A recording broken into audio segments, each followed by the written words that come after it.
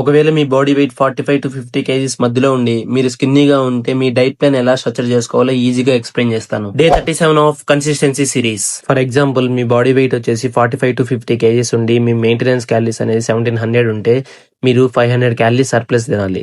ఎందుకంటే మీరు చాలా స్కిన్నీగా ఉన్నారు. అప్పుడు మీరు చేయాల్సింది ఏంటి? బల్క్.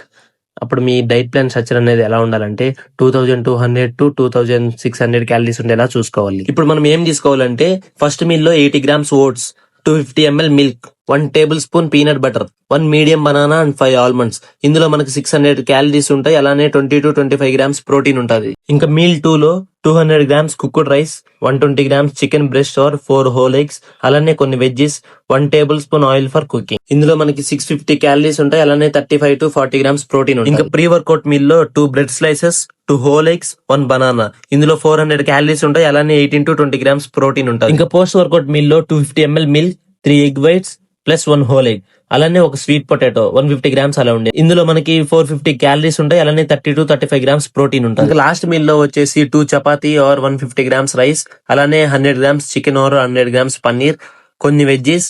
ఇందులో మనకి 400 to 450 క్యాలరీస్ ఉంటాయి. అలానే 30 grams ప్రోటీన్ ఉంటుంది. ఈ డైట్ ప్లాన్ అనేది నేను ఎగ్జాంపుల్ గా చెప్పా. మీకు నచ్చినట్టు స్ట్రక్చర్ చేసుకోవచ్చు. మీకు మీ మెయింటెనెన్స్ క్యాలరీస్ ఎలా తెలుసుకోవాలో తెలియకపోతే అకౌంట్ ఫాలో చేసి మెయింటెనెన్స్ అని కామెంట్ చేయి, నేనే డిఎం చేస్తా.